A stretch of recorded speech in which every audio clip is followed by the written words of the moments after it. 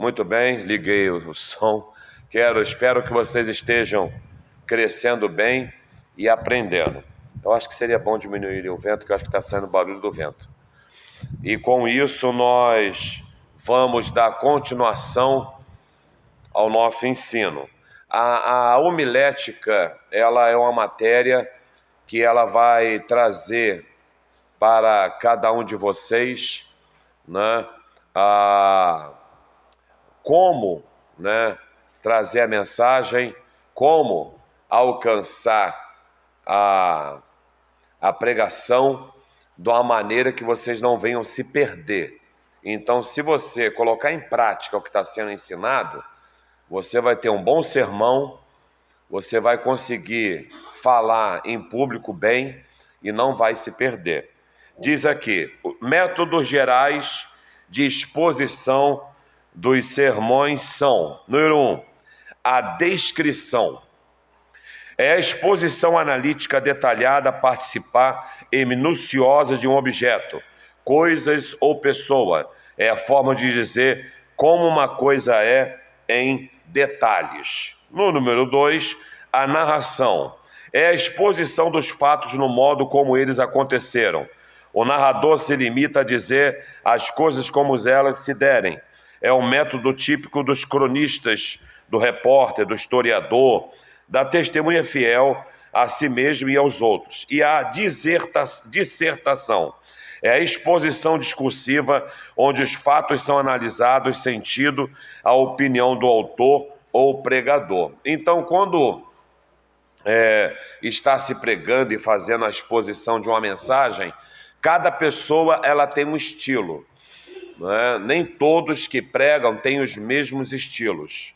Podem muitos ser iguais na ministração da palavra, mas vai ter alguém que quando, por exemplo, for pregar, ele vai ser mais detalhista na mensagem, né? Vai ser uma pessoa com uma descrição. Ou, se ele é um outro tipo de estilo de pregador, ele pode também ser como um narrador, né? A história como ela é. Ele acaba de ler a passagem bíblica e ele vai e prega tudo de novo aquilo que ele leu novamente, né? Narrando aquilo ali. Ou, por último, ele é aquele que faz análise da mensagem, né? Eu acho, né? Eu creio, talvez, e ele vai trazendo seus fatos. Agora, as classificações do sermão. Há muitos tipos de sermão e vários meios de classificá-los. Alguns mestres classificam os sermões de acordo com o conteúdo ou assunto. Outros segundo a estrutura e ainda outros quanto ao método usado na dissertação da mensagem. Dependendo da natureza do sermão, ele pode ser. Aí agora nós vamos ver a natureza de um sermão. Nós vimos alguns métodos que são utilizados, mas a natureza. Também quem vai pregar, ele vai se encaixar em algum tipo dessa natureza, ou até em todos seria um mestre, né, na arte de ensinar ou de pregar. Sermão textual é aquele que é o texto. Sermão temático é a passagem. Sermão expositivo é uma porção. Sermão extemporâneo é a improvisação. E o biográfico é um personagem. Então nós vamos falar de cada um desse tipo de sermão e quem sabe você vai se encaixar em algum tipo desse. Falar, eu acho que eu vou ser uma pessoa que eu vou pregar mais um sermão textual. Eu vou ser mais expositivo. Eu vou usar 3 tipos de sermão na minha vida quando eu for pregar. Então preste bem atenção para você ter a ideia. Eu, por exemplo, quando estou pregando, eu gosto muito do expositivo, né, que é o tipo de mensagem, né, que vocês vão ver como é que ela funciona. Então vamos no sermão textual. O sermão textual é aquele em que as divisões principais são baseadas no texto sugerido, constituído de uma porção mais ou menos breve das Escrituras. Uma das principais tarefas do pregador na preparação de um sermão textual é fazer um estudo completo do texto, descobrir nela a ideia dominante, seguir, estabelecer as divisões principais. As divisões devem consistir em verdades sugeridas pelo texto. As divisões devem ser preferencialmente e, quando possível, vir em sequência lógica e cronológica. As próprias palavras do texto podem formar as divisões principais do sermão, desde que elas se refiram à ideia principal. Então, você vai ver, por exemplo, na página 79, que quando alguém vai preparar um sermão textual, como foi escrito aqui, ele faz um estudo por completo. Ele não lê apenas 2, 3 versículos, né? Ele vai no texto, no contexto, e ele vai vendo o tempo, né, o ano, para quem foi. Olha o que diz, por exemplo, página 79. O tema é extraído do próprio texto, né? O próprio texto, ele tira o tema daquele texto ali. É por isso que o esboço das divisões deve manter-se estritamente dentro dos limites do texto. Então, o textual, ele já fala, ele não foge do texto. Ele está ali, naquele texto ali. Ele vai começar no cego de Jericó e vai terminar no cego de Jericó. Ele não vai pegar o cego de Jericó e vai lá para o tanque de Siloé falar de outro cego, não. Ele fica ali. O seu desenvolvimento deve ser baseado em um único texto, podendo ser um versículo até um capítulo. No sermão textual, o pregador não pode se prender exclusivamente a um assunto, fazendo isso dará ao seu sermão uma característica temática, mas deve tratar dos vários assuntos apresentados pelo texto. Tais tópicos devem ter tal relação mútua que de unidade ao discurso, cujos argumentos giram em torno da exposição exegética completa do texto. Sendo assim, o sermão e o texto caminham juntos. O sermão textual pode ser literal, se as divisões são palavras do texto, ou livres, quando as palavras fornecem ideias das divisões. Ele pode, dentro do texto, que ele, por exemplo, já que eu citei o cego de Jericó, ele pode falar sobre a cegueira espiritual. Ele pode, dentro do cego de Jericó, falar sobre a cura divina e os milagres. Ele pode, dentro do texto de Jericó, falar sobre a cegueira da incredulidade. Entendeu? Mas ele fica preso naquele texto do cego de Jericó. Tá bom? Número 2, sermão temático. Eu, por exemplo, quando me dão temas para pregar, eu fico preso no tema. Eu respeito o tema e eu vou dentro do tema daquela igreja. É muito ruim, vou logo avisar quem gosta de pregar, quando vai para uma igreja e alguém te convida para pregar e te dá um tema, e você chega lá e prega outra coisa. Isso aí para mim é uma falta de ética muito grande. Por quê? Porque aquela igreja, aquele grupo, aquele departamento, ou pastor, ou ministério, eles oraram, pediram a Deus uma direção para o tema daquela festa, daquele culto que está ocorrendo. Então eles querem ouvir uma pregação dentro do tema. É ruim você dar um tema de algo e alguém falar, irmãos, eu estou aqui, Deus me deu outra coisa para vocês. É como se a igreja estivesse perdida. É como se vocês tivessem escolhido o tema errado. É como se vocês talvez não tivessem estudado nem o tema. Então, muito cuidado nessa área. Então, vamos lá. O temático. O sermão temático resultam de argumentos ou divisões de um tema independente do texto. Geralmente tem início com um assunto ou tema que muitas vezes não se concentra no texto, e sim numa parte de um versículo onde aquele tema está em foco. O sermão temático é aquele cujas divisões principais derivam do tema e não diretamente do texto bíblico. Um tema, por exemplo, poderia ser a fé evangélica. O sermão, então, não se basearia apenas num texto bíblico, mas em diversos versículos da Bíblia, pois a palavra fé se prolifera por toda a Escritura. O sermão baseado nesse tema poderia expor a fé dos patriarcas, dos mártires, a fé dos apóstolos e assim por diante. Então, quando você tem esse temático, como ele disse, né, você, por exemplo, um outro tema, jovens em crise, né? Ou então, o tema que eu vou estar pregando hoje à noite, se Deus assim permitir, é evangélicos em crise, é o tema de hoje, né? Eu estou pensando se eu boto evangélicos em crise ou cristãos em crise. Então eu posso abordar tudo aquilo que se diz crise espiritual, pessoal, familiar, na vida dos membros da igreja e de quem estiver me ouvindo. vai ser o tema. Então, quando você tem um tema desse jeito, que você não se prende, né, como o textual, você pode, como diz alguns, passear dentro da Bíblia naquilo que ela te proporciona. Quantos estão entendendo? Pode dizer amém? Agora, o expositivo também, que é um dos que eu mais gosto, é aquele cujas divisões principais se derivam do texto e contexto. Consistem em ideias progressivas que giram em torno de uma ideia principal. O sermão expositivo se baseia em uma porção extensa das Escrituras. Pode ser alguns versículos ou um capítulo inteiro, até mesmo um livro. Define-se esse tipo de sermão como aquela mensagem em que uma porção mais ou menos extensa das Escrituras ela é interpretada. Virando a página 80. Mas na mensagem expositiva, o tema é extraído de vários versículos, em vez de um único versículo. Por isso mesmo, os vários versículos de uma passagem que dão origem ao tema único do sermão, dando uma unidade expositiva. Se vocês observarem, quando eu estou pregando, eu sempre tenho várias passagens bíblicas. Isso é o expositivo. Eu acabei de entregar várias pregações para guardarem, né, daquelas que eu já ministrei. Se for olhar essas folhinhas aí, vai ver que todas elas, o que tem de passagem bíblica ali, então esse é o expositivo.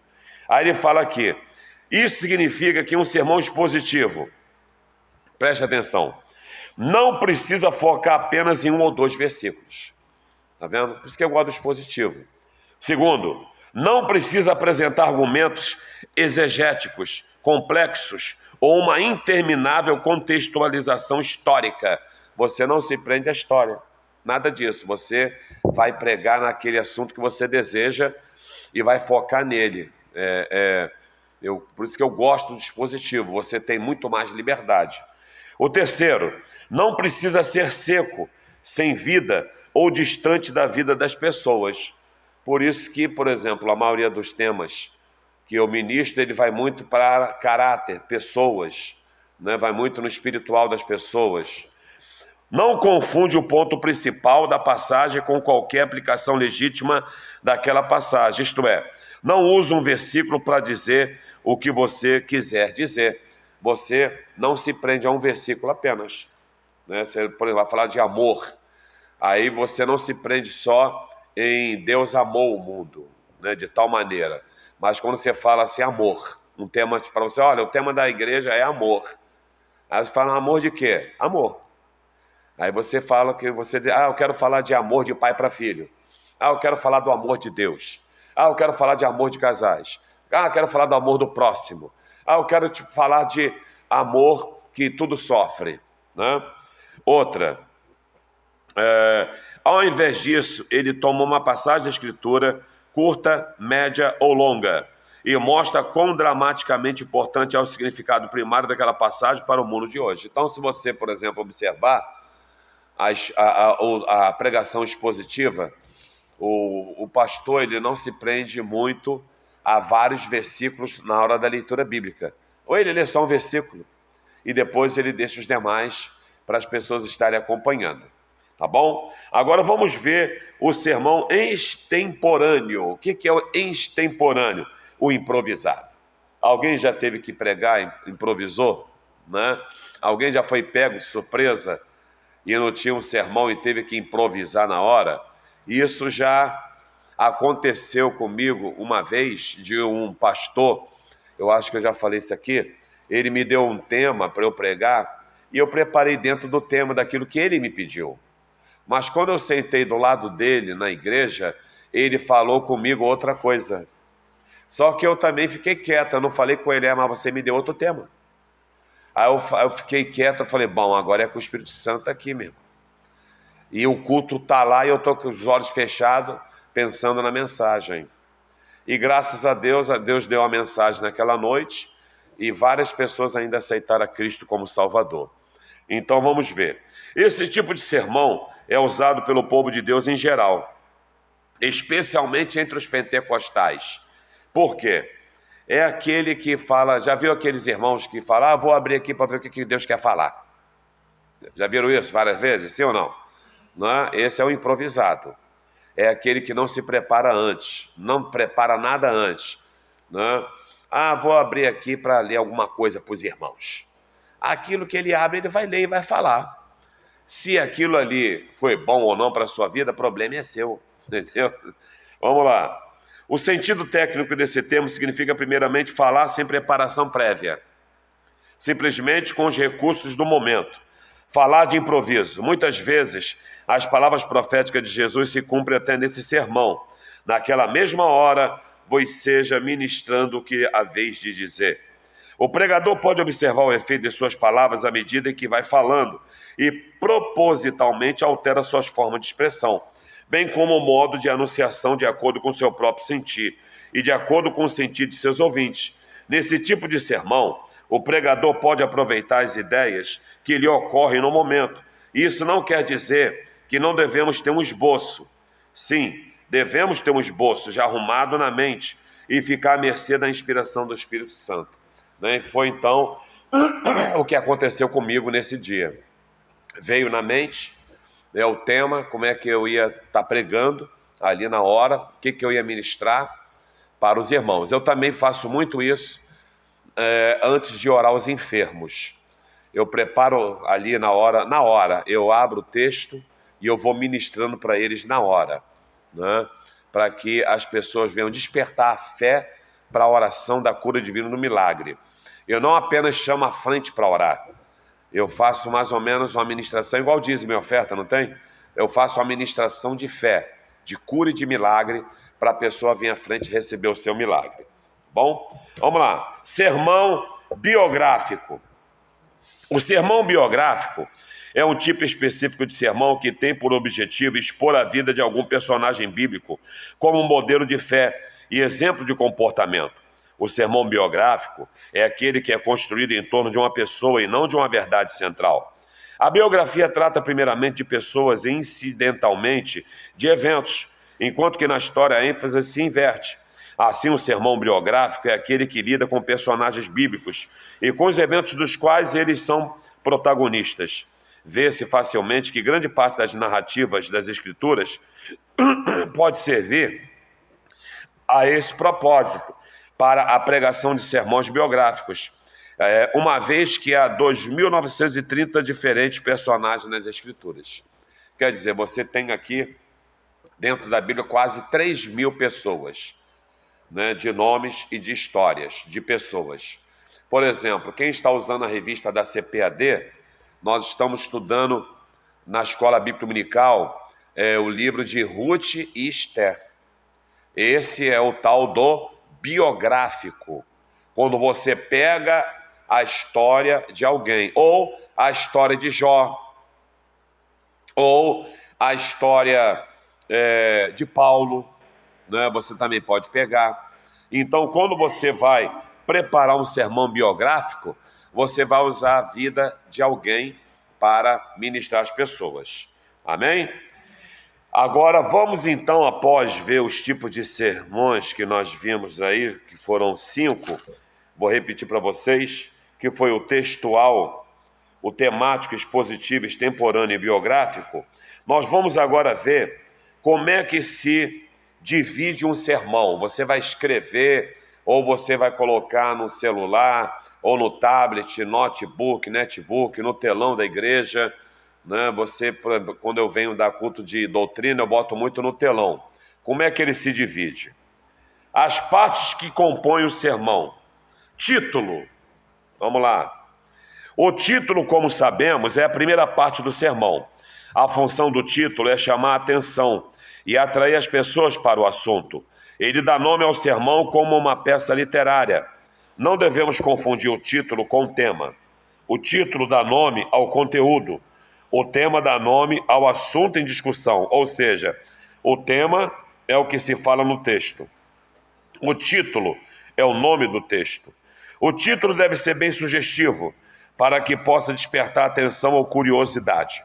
Precisa ser atraente, não pelo uso de meras novidades, mas por ser de vital interesse às pessoas. Para ser interessante, o título deve relacionar-se com as situações e necessidades da vida.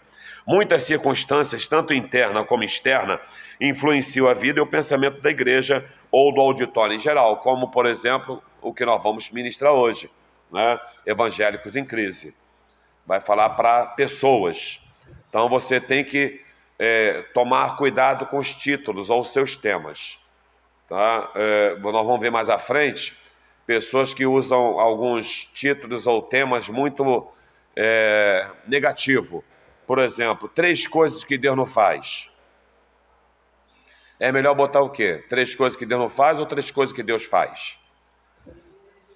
Né? Então, as pessoas querem saber o que Deus faz. Né?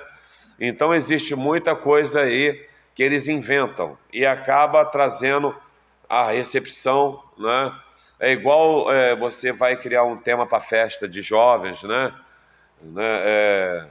Jovens vitoriosos, né? Tá ali, varões, cadê? Varões decididos, né? Tá ali, né? Uma espada, né? Varões decididos. Então nós temos que pensar bem, por isso que tem que ter oração, né? Para as pessoas, também pode se colocar até em votação, né? Olha, temos aqui 3, o que vocês escolhem? Né? Os assuntos. O título não deve ser negativo, tá aqui. O pregador nunca deve usar títulos extravagantes ou negativos. Embora procuremos criar interesse com título atraente, é preciso manter sempre a dignidade da palavra de Deus. Não é raro ter o desprazer de ouvir pregadores transmitir um sermão baseado no seguinte título: Cristo não pode. Né? Foi o que eu acabei de falar. Então ele traz assim algo como limitação. É como se Deus está limitado em alguma coisa. Então a gente tem que tomar muito cuidado. Vamos lá, na página 82. Diz assim: enquanto que o tema trazia a seguinte frase: 7 razões por que Cristo não salva. Entendeu? Aí diz: título dessa natureza, tema extravagante assim, nem salva e nem converte ninguém. Já está falando? Eu passei em frente a um certo lugar e estava escrito assim na entrada: sozinho no deserto. Aí eu falei, nossa. Quando eu olhei para esse lugar, realmente estava só uma pessoa lá dentro, sozinha. Eu falei, pois é, ele falou que agora a vida dele vai ser sozinho no deserto. E colocou lá, falou, você não seria melhor, né, no meio da multidão, né? Estamos no meio das multidões.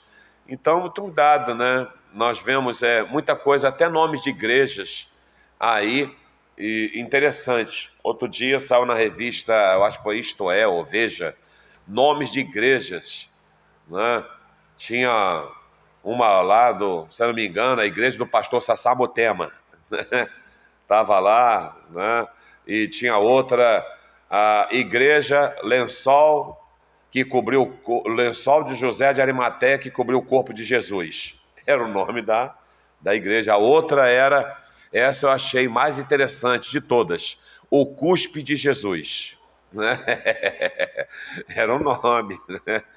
Eu viajo muito aí com a minha esposa, de vez em quando eu falo, lá o nome daquela igreja, que interessante. Né? A gente fica olhando. Então assim também é para pregação. Não tenta botar assim, inventar moda, por favor. A natureza, aí diz aqui, a natureza do título pode ser declarativa. O que é declarativa? O que Deus pode fazer. Você está declarando. Interrogativa. Onde está Jesus? Né? Interrogativa. 3. Afirmativa. Jesus foi e voltará. E exclamativa. Para mim, o viver é Cristo. Tá vendo? Aí só aí vocês têm aí 4 temas, quem quiser pregar. E as passagens bíblicas ao lado. Agora, a escolha do título. Na homilética, a escolha do título deve ser mais um assunto particular de cada pregador. Entretanto, certas ocasiões são sugestivas para a escolha do tipo. Exemplo, muito cuidado, você está, vamos lá, festa de criança. Aí você vai trazer mensagem para adulto.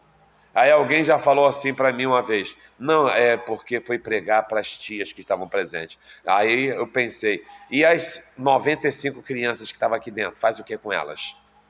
Entendeu? Então, muito cuidado. Aí tá aqui, ó, Natal. Aí tá falando do título, né? Tá aqui, o presente de Deus. Dia das Mães, o amor e ternura exemplificada. Dia de Finados, a esperança da ressurreição. Dia de Ano Novo, uma nova etapa. Sexta-feira Santa, a morte de Cristo. Sábado de Aleluia, o silêncio de Cristo. Domingo de Páscoa, o Cristo nosso Salvador. Culto de missões, a igreja e sua missão prioritária. Culto evangelístico, o ide de Cristo em evidência. Então todos estão de acordo, né? Todos estão dentro daquilo que nós vemos que dentro daquilo que a igreja quer usar. Imagine você tá no Natal, né? Culto de Natal, que você vai falar sobre o presente de Deus, e você no Natal vai falar sobre o quê? Por exemplo, vai falar sobre missões no Natal. É Natal, né? Então vamos falar algo dentro daquilo ali que está sendo colocado na data certa.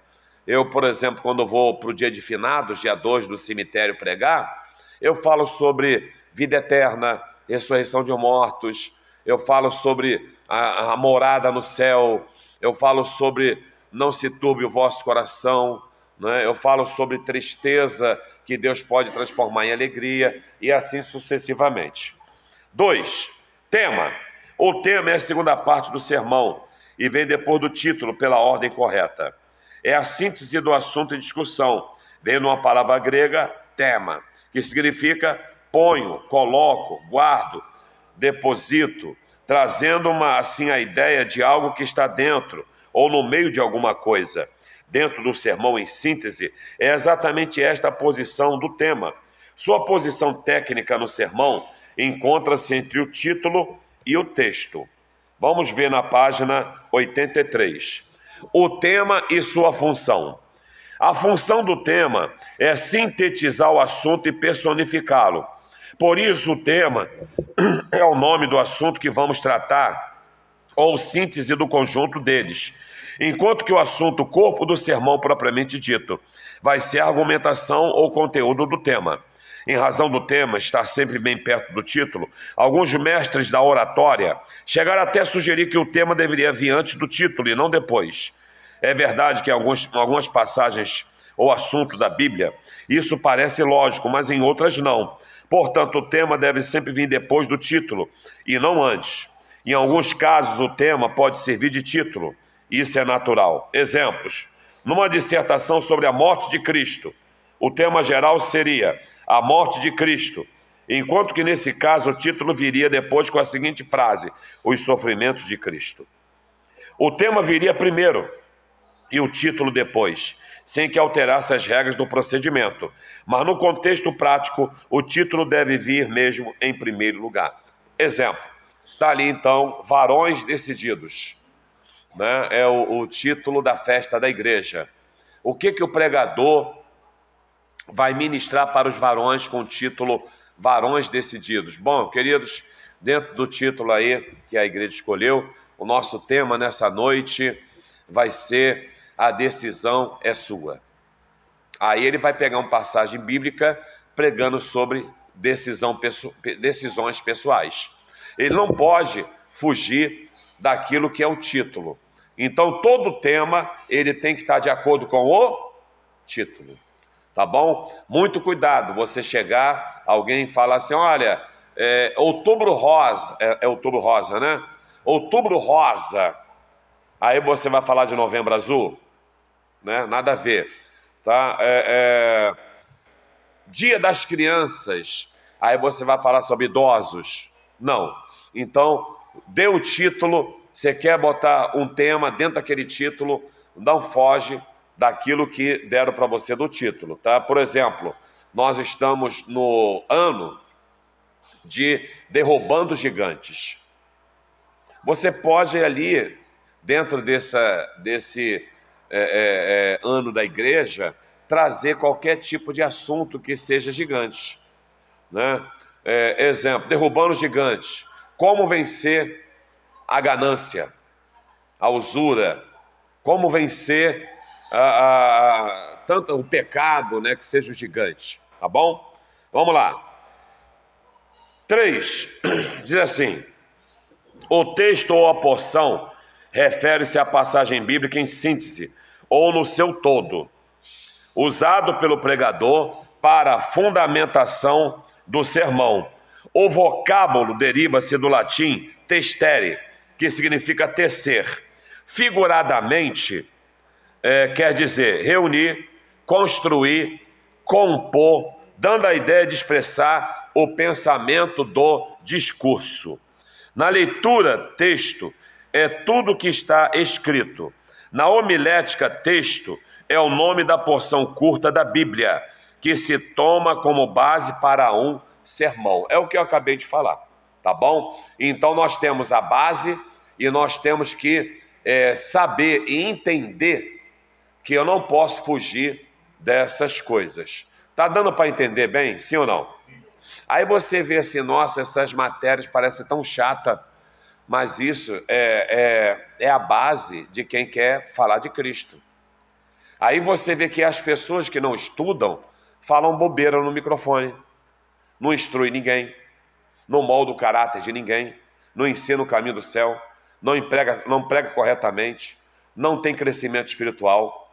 E você vê que nós estamos duas matérias enormes, que é a hermenêutica e a homilética, porque é a base do altar do microfone. É a base até para você fazer um evangelismo pessoal. Se você não dominar a hermenêutica e a homilética, você simplesmente pode levar pessoas para o inferno. Você que eu falo é a pessoa que erra, pode levar a pessoa para desviar. Pode se criar até uma heresia. Então é muito importante vocês ficarem bem atentos nessas duas matérias que parecem chatas, mas são a base para quem quer ficar num altar, num púlpito, quer ser um obreiro, quer ser uma obreira ou quer liderar. Você tem que mastigar bem isso daqui e entender, porque quando você estiver sentado aí e convidar alguém para pregar aqui, e alguém traz algo errado, você como líder, você tem que desfazer tudo aquilo que a pessoa pregou de errado naquele dia. Então preste bem atenção, né? Todo líder que chama alguém para pregar, ou as pessoas querem falar, ele tem que ficar com o ouvido atento, tá? Diz aqui, introdução. Também conhecido como exórdico, começo de um discurso. A introdução é a parte inicial do corpo do sermão. É a plataforma de acesso ao ponto central da argumentação. O propósito da introdução é despertar a atenção do povo de tal modo que tenha total atenção de seus ouvintes. Podemos comparar a missão da introdução com uma comissão de recepção de um grande evento. Quando essa funciona mal feita, a tese se desenvolve defeituosa. Preste atenção. Quando você vai preparar um texto, é igual redação. Alguém aqui já fez redação? Já. A redação, ela também tem técnicas, né? Na época que eu fui fazer concursos, eu estudei e fiz cursos de redação. Na redação, se você não tiver, eles te dão ali um título, e você não fizer um tema para aquele título ali da sua redação, você vai se perder. Você tem que ter uma introdução. Aquela introdução ali numa redação, por exemplo, de 5 a 6 linhas no máximo, se ela for de 20 linhas, uma redação, você tem que usar 5 linhas ali para uma introdução. Você vai trazer os seus 3 argumentos no máximo, daquilo que você vai falar no seu tema. Aí você vai desenvolver em 15 linhas o seu desenvolvimento da redação. E no final, que você vai, né, finalizar a sua redação, você vai ali confirmar aquilo que você falou no seu argumento e no seu desenvolvimento. É onde as pessoas se perdem na redação. Não passa em concurso e se perde no Enem. Ele tem que saber como construir uma redação. Mesma coisa aqui o texto da pregação. Ele tem que entender que uma introdução, já viu pessoas falando? Fala 20 minutos, aí fala, agora vamos começar a pregar. Fala, caramba, caramba, meu Deus, eu pensei que já estava pregando, né? Aí ele fala, não, só foi a introdução. A introdução numa mensagem, né, normalmente não precisa ser mais do que 3 a 5 minutos, né? Porque você tem uma mensagem inteira para pregar. Diz até a neurociência que as pessoas hoje, ainda mais que elas estão muito aceleradas, né? Elas não se prendem muito mais do que 20 a 30 minutos numa mensagem. Passa isso, ela já começa a ficar inquieta, olhando para o teto, olhando para o chão. Por que que, inclusive, algumas igrejas estão até pintando o fundo até escuro, né? Para não tirar a atenção de ninguém. E por que que eles estão botando uma luz em cima de quem está pregando? Porque quando você bota muita coisa atrás, você já viu, por exemplo, quando alguém está pregando e tem muito até obreiro sentado atrás, tiver alguém dormindo, vai, fulano está dormindo, já não está mais ouvindo quem está pregando. Nossa, aquele terno daquele irmão ali está todo amassado, será que a mulher dele não passa esse terno, não? Não é assim? Nossa, ih, aquele irmão está precisando de sapato, hein? Olha lá, o sapato dele está aberto. Então, veio-se com o tempo até eliminando, né? Não sei se a palavra certa é eliminar, do altar devido a essas coisas. Por isso que o altar, ele é bom, tá limpo, né? Ultimamente, e alguns estão botando só aquela luz ali para que possa focar só naquilo que está sendo pregado. Antigamente, inclusive, você lembra quando estava alguém pregando e ficava filmando as pessoas? Parou com isso, porque ao tirar o foco do pregador e filmar pessoas, a pessoa para de prestar atenção no que está sendo falado para falar, e aquela camisa foi da festa dos varões, e aquele irmão deixou a barba crescer. Nossa, aquela menina bonitinha, vou nessa igreja. Ele já parou de prestar atenção na pregação. A maioria pode ser a igreja que for, o vídeo está focado igual aqui, só no pregador, né? Então hoje eu não fico falando mal de quem pinta de escura a parede, bota a luz. Eu entendi o que eles querem passar para a gente. E como disse o pastor, vou falar o nome dele porque está na internet, o pastor Josué Gonçalves, que as pessoas falam mal até da cor, né, o preto pintado, ele fala, por que pintar de preto é pecado? Quem criou o preto? Foi o diabo ou foi Deus? Então pintar de laranja na outra é pecado, amarelo na outra é pecado, vermelho na outra é pecado. Eu falei, nossa, essa foi uma das melhores explicações, né, que eu já ouvi de alguém que prega em altares. Então, se a igreja em si, ela quer pintar de preto para focar, o problema é dela, sim ou não? Quem inventou o preto? Foi Deus ou foi o diabo? Foi Deus, né? Se a igreja quer botar um céu igual a nossa, quem inventou o céu? Então, pensa desse jeito, né? Senão a gente acaba indo no meio da multidão, nas ideias das multidões, né? Se aquela igreja quer transmitir algo, tem umas que estão botando o que atrás do pregador, já viram? Um telão enorme, né? Aí a pessoa está pregando e atrás está o telão. O que tem no telão? Os versículos enormes atrás, né? Que vem escrito ali. Ou então, enquanto ele está pregando ali, só está o título da festa, ou o tema da festa está lá, pá, parado ali, né? Então, cada um tem seu estilo. Agora, muito cuidado com a introdução. Vocês não se perderem na introdução. Página 84. A introdução deve visar diretamente o assunto principal. Para tanto, as afirmativas nela devem consistir em ideias progressivas que culminem no objetivo principal do sermão. Toda citação, exemplo ou incidente devem ser apresentados com esse propósito em mente. Então não esqueça, a sua introdução é dentro daquilo que você vai pregar. Você, por exemplo, vai falar do cego de Jericó. Aí você fez a introdução dos 10 leprosos. E deu para entender alguma coisa? Você fala, ele deu uma introdução dos 10 leprosos, mas vai pregar sobre o cego de Jericó. Fica meio esquisito, então muito cuidado. 5. O corpo.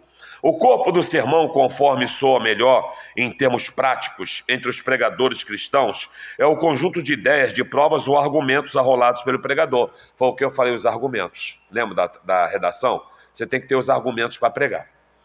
Essa argumentação deve ser bem apresentada e ao mesmo tempo mesclada com o sabor da graça de Deus. Somente assim o pregador pode se enquadrar no exemplo típico do Divino Mestre. Dele se diz: todos se maravilhavam das palavras de graça que saíram da sua boca. Nunca homem algum falou assim como este homem. Então, uma pregação bem feita, inspirada pelo Espírito Santo, as pessoas têm o prazer de te ouvir, né? Elas até querem mais. Já aconteceu, né? Eu já falei isso aqui, numa festa aqui dessa igreja, poder de Deus muito grande, eu pregar 2h30 e a glória descendo e o pessoal querendo mais, e eu já acabado fisicamente, né? Igreja super lotada, gente sendo batizada com o Espírito Santo, gente rebatada no chão, né? E alguém me fez lembrar isso, que foi até ele foi do nosso coordenador do nosso seminário, que foi o Jefferson, né? Ele falou: pastor, não esqueça desse dia, o senhor pregou sobre o Vale dos Ossos Secos. Foram 2h30 e as pessoas queriam mais pregação. Então, quando você está debaixo de uma graça, você prega até a noite toda, igual o Paulo, né? Você vai embora. Mas lembre-se que você tem que ter graça ao falar. Você não está dando simplesmente aqui uma despedida, ou então você não está aqui fazendo alguma homenagem, uma leitura da história, nada disso. Tem que ter graça. Aplicação. A aplicação do sermão é um dos elementos mais importantes do discurso. Mediante esse processo, obtemos o resultado negativo ou positivo daquilo que ensinamos. A aplicação do sermão deve ser de acordo com o tipo de mensagem que pregamos. Definimos a aplicação como sendo o apelo, ou convite, ou assunto exposto. Ok? Por exemplo, quando pregamos a palavra da salvação aos pecadores, a aplicação deve ser o quê? O convite, o apelo. Tá? Para quem você vai fazer a aplicação daquele sermão? Por exemplo, o tema de hoje é evangélicos em crise. Eu vou aplicar esse tema para quem? Para os evangélicos, né? Para os crentes em Jesus. Aí, eu não vou aplicar esse sermão para o pecador, né? Ele já está em crise já, né, de existencial. Vamos lá, diz mais aqui. Se ministrarmos a palavra de Deus no auditório, mostramos a necessidade do crente ser batizado com o Espírito Santo. A aplicação nesse caso deve ser um convite para uma oração de poder, a fim de nosso Salvador batize com o Espírito Santo. Em outras palavras, conforme o nosso dia a dia, convidamos para vir à frente. Quando o sermão se baseia na cura divina, a aplicação deve ser um apelo às pessoas doentes a participarem de uma oração, geralmente titulada a oração da fé, a fim de receber saúde. A aplicação é a penúltima peça do sermão, antecedendo assim a conclusão do discurso. Então, lembre-se, para quem vai ser a aplicação desse sermão, tá bom? Página 85. A conclusão. A conclusão, como o próprio termo sugere, é a última parte do sermão. É uma síntese de todas as verdades que o pregador se obriga a fazer, uma síntese de tudo o que se disse, não só para destacar e fazer lembrar as verdades principais, mas para ajudar os ouvintes a se beneficiarem da mensagem. Por essa razão, ela deve ser breve. Lamentavelmente, alguns pregadores se esquecem da importância da conclusão e, como resultado, seus sermões, embora cuidadosamente preparados, fracassam no ponto crucial. O objetivo da conclusão é suprir algumas falhas do sermão ou servir para argumentar o seu impacto, dependendo das circunstâncias, se o sermão for pregado pelo pastor ou dirigente local. A conclusão pode ser, salvo as exceções, um cântico, um corinho, uma oração, a bênção apostólica ou mesmo um amém final. Portanto, aconselha-se uma boa conclusão. As pessoas têm que saber que você está encerrando a mensagem. Alguns até usam, né? Como algumas vezes eu falo, em penúltimo lugar. E assim, queridos, encerrando a mensagem da noite, você não pode simplesmente... E Jesus disse para Zaqueu, desce depressa que hoje convém pousar na sua casa. Amém? Você concluiu o quê? Nossa, e aí? Você ficou aonde? Como diz o jovem carioca, fiquei no vácuo. Jesus foi para cá de Zaqueu. E aí, o que aconteceu? O que aconteceu lá, menino? Estou curioso agora. Você já viu, por exemplo, até em propagandas, né, de jornais, alguns, Daqui a pouco, você não pode perder, você vai descobrir o que aconteceu com o fulano de tal. Vamos aos nossos comerciais. Não sai daí não, para te prender. A pessoa, nossa, eu não posso sair daqui agora, eu tenho que esperar esse negócio. Então a conclusão, você tem que saber fazer.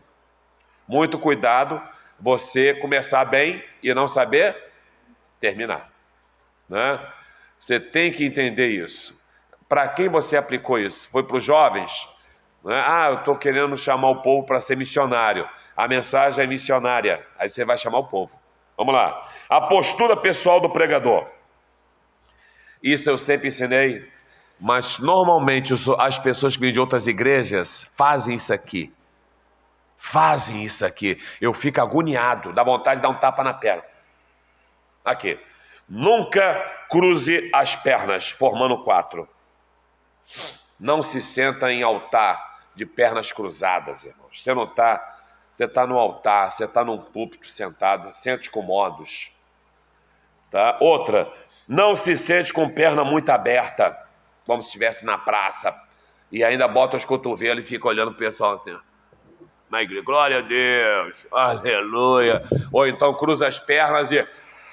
um culto maravilhoso, glória a Deus. E ainda abre os braços. E quando era o sofá branco, então, hein? Vou tirar uma sonequinha aqui agora, né? Então, muito cuidado. Os nossos obreiros e as nossas obreiras, eles sabem muito bem que não se cruza a perna, nem fica de perna aberta. É só você olhar a minha postura, irmão. Vou ver o pastor como é que ele senta. Olha como é que eu sento, né?